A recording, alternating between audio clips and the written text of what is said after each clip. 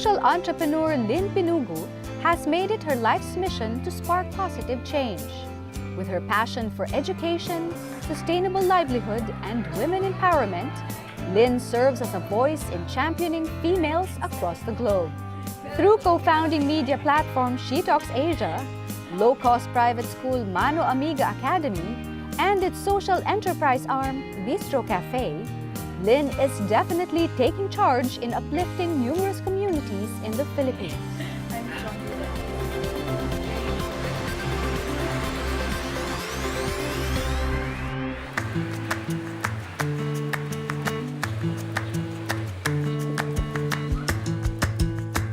Hi Lynn, welcome to Leading Women. Thank you so much for visiting us, Angel. The pleasure is ours, and I'm looking forward to this visit here at Mano Amiga. And we're ready to tour you. Nice. So please tell us about Mano Amiga. Mano Amiga, it actually means helping hand in English. And it was inspired by a concept in Mexico. I was there as a youth missionary when I was about 21 years old. Yeah. When I was there, I would go around schools encouraging other young people to volunteer also. I came across this school, you know, it's a high quality school, but when you look at the profiles of the families, they're all from low income communities. And I was blown away because when you talk to them, nothing about them would indicate that they're from a poor family. Meaning they were very confident, they spoke well, they had big dreams for themselves. And I told myself, you know what, this is the kind of project I'd like to bring here to the Philippines. In a nutshell, that's what we're trying to do. High quality education for children who can't necessarily afford it.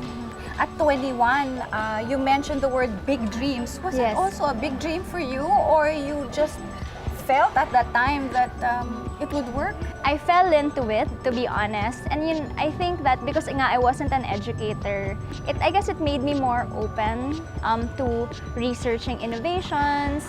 It made me more humble in the sense that I'm not an expert, so let me study and let me talk to people who are. When we were just coming up with the model, one of the things we did was we sat down and we said, sige, what about our education system did you want to change? Or what were the things that you found inspiring when you were young? And we said, let's make that kind of school wherein kids would be so excited to go to school every day.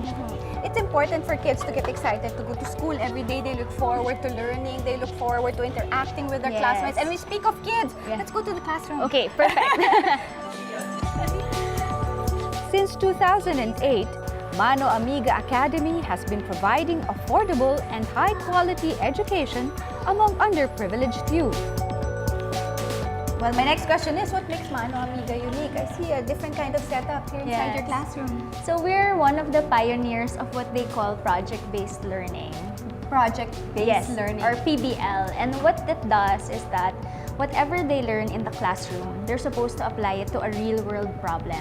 For example, one of my favorite PBL projects is that the kids, they realized that their electricity rates are high in the community.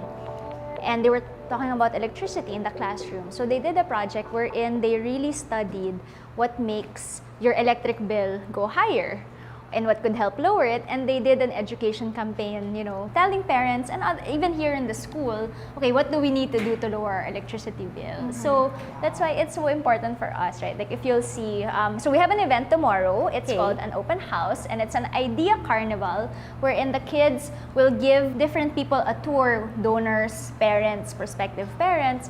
They'll tour them around the school and they'll talk about like what are the different projects. We want them kasi to understand that whatever they're learning, they need to apply it, right? Because that's what an education is about. You know, I think we want the students to love learning.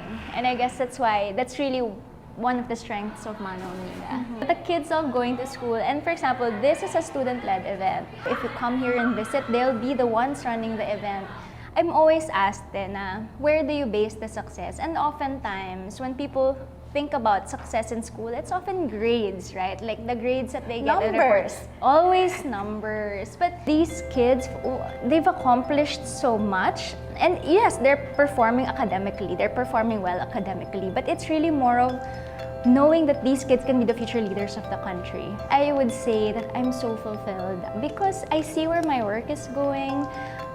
whether it's in the progress of the students or in the joy of the families. We're here in the grade school classroom. Yes, this is the grade school classroom. You have your high school classroom. Yes. Maybe we can check that out. Yes, Iba naman definitely. crowd yun. Oh, ibang crowd students yun.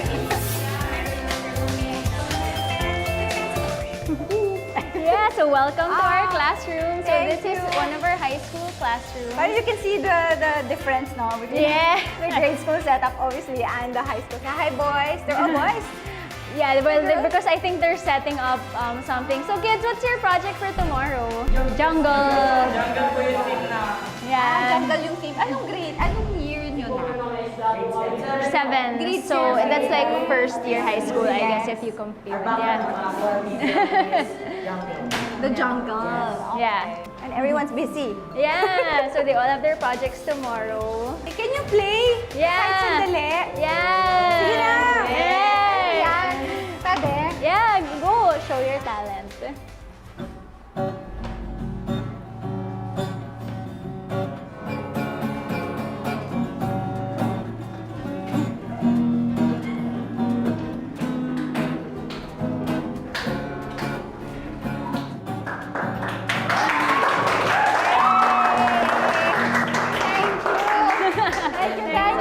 Salamat, salamat. Are you performing tomorrow?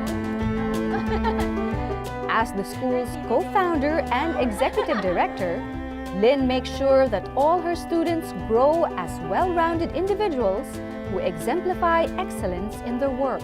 They're just so supportive. I like that. Parang, I guess because the classes are so small, they really treat each other like family. And you know, that kind of attitude, instead of, or if you just want to cheer for your classmates, or your particular batch, it translates to how they interact and how they behave outside the school. Yeah, so parang for us, we want them to be competitive with themselves, meaning this is what I reached today, how else can I improve? What are your goals? So what do you want to happen to the school in the future? School. Our biggest challenge now, our short-term goal is to be able to finish the construction. I like that short-term goal. Our short-term goal, because we do hope that happens within the year. We don't have a roof yet. The school is a bit hot because there's no insulation. That's definitely an urgent need. In terms of the future, we really want to grow the school. We want to scale it up to 5 other locations. Wow. And that's our goal, hopefully by 2025. So this is what makes you happy, Mano Amiga. Yeah. Aside from this advocacy, you have other advocacies Yes. that we will be talking about. Yes. She Talks Asia and Bistro Cafe. Yes. So let's hop to it. Yeah. Up next, Lynn takes me inside Bistro Cafe and shares stories of Mano Amiga mothers who provide healthy meals for their students. Coming up on Leading Women.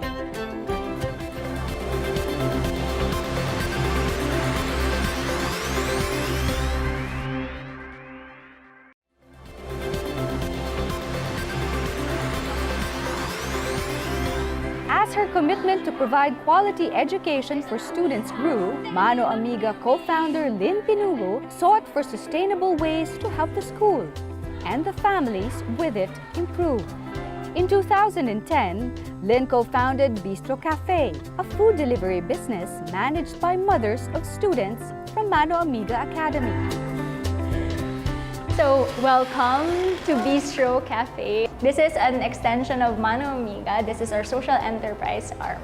Okay, so Mano Amiga, that's solely for the school, no? And of course, a school needs a cafeteria, a school Right. needs a canteen. So Yeah. the concept of Bistro Cafe is very interesting because it involves the parents. Yeah, so we realized that in order for us to really be able to transform their lives, education is good because it's a long-term investment.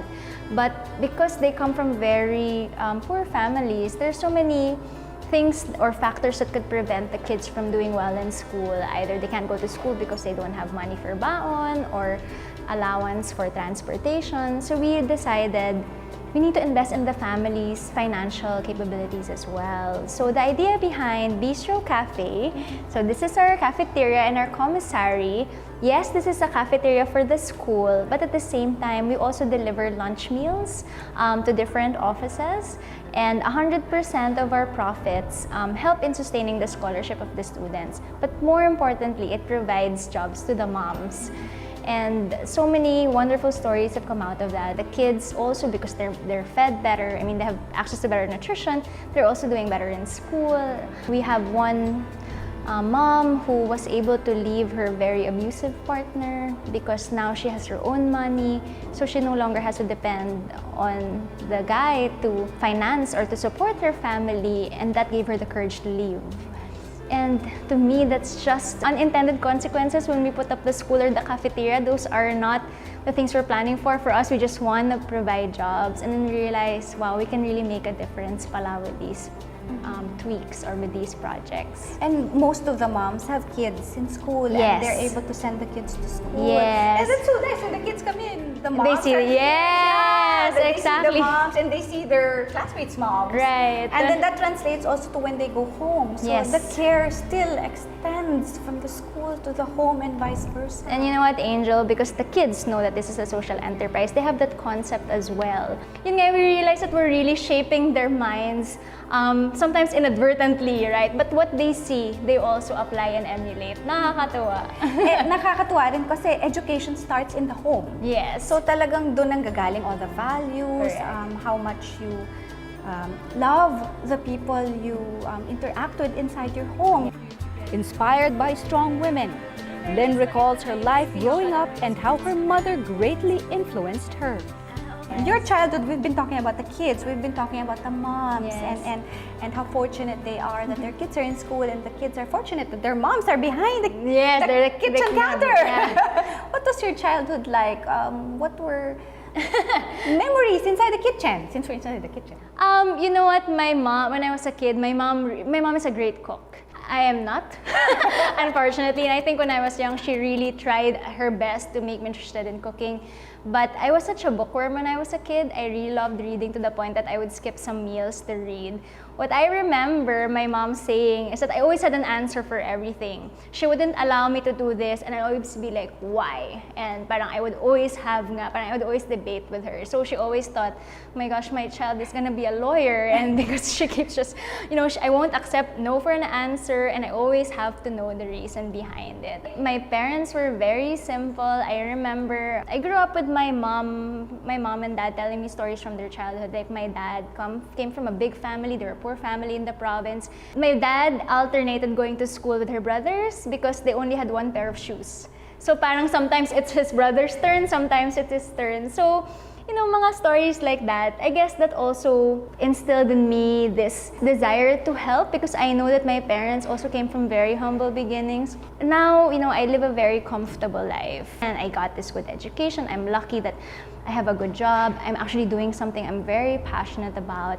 But I never forget the lessons I got from my parents na one, not everyone has it this easy. But second, whatever you see in the world, it's fleeting. Meaning, right, those are the things that matters. Coming up, Lynn tells us about her latest venture, She Talks Asia, and how it acts as a tool which emboldens women across the globe.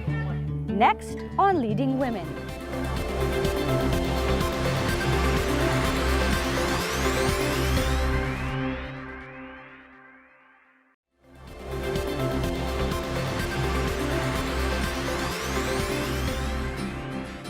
Social entrepreneur Lynn Pinugu does not only value education, she also greatly recognizes the importance of women and the vital role they play in society.